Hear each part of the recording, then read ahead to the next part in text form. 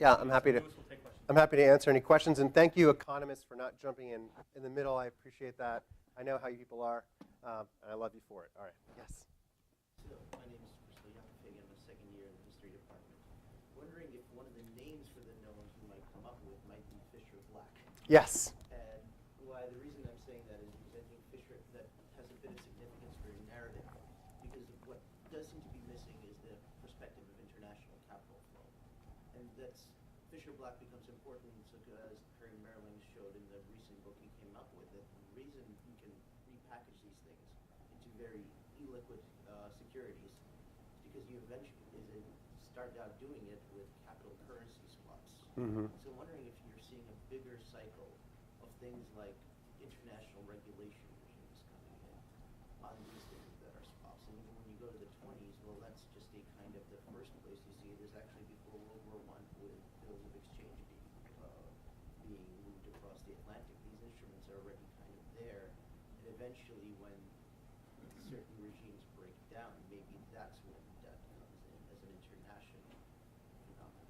Yeah, and Rawi Abdullah's book, I think, is a really excellent work on this that came out a few years ago in terms of the rulemaking of international capital flow. Yeah, it's absolutely part and parcel of this sort of invention of modern portfolio theory, the ways in which we can create models that easily describe these kinds of things, the seduction of the risk model. One of the things that always struck me as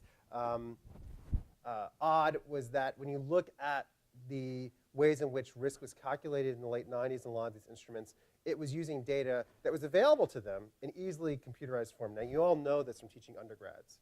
They will not go to the library anymore, right? So the same thing was that way, that you could download data, and it would just be for like 3 or 4 years.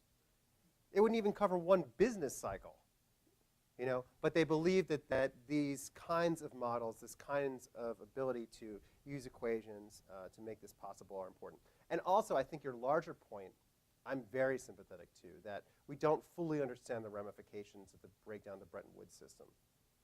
And this is a problem with historians. You know, you talk to historians, even of the 1970s, you say, tell me how Bretton Woods worked.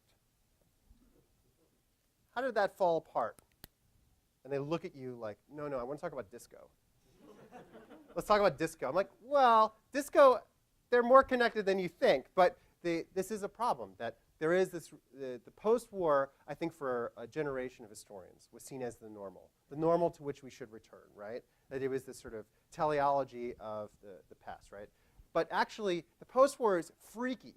It's a freaky time. It's completely bizarre. We blew up the planet, except for us, and we had the stable currency system. You know, it's a very strange time.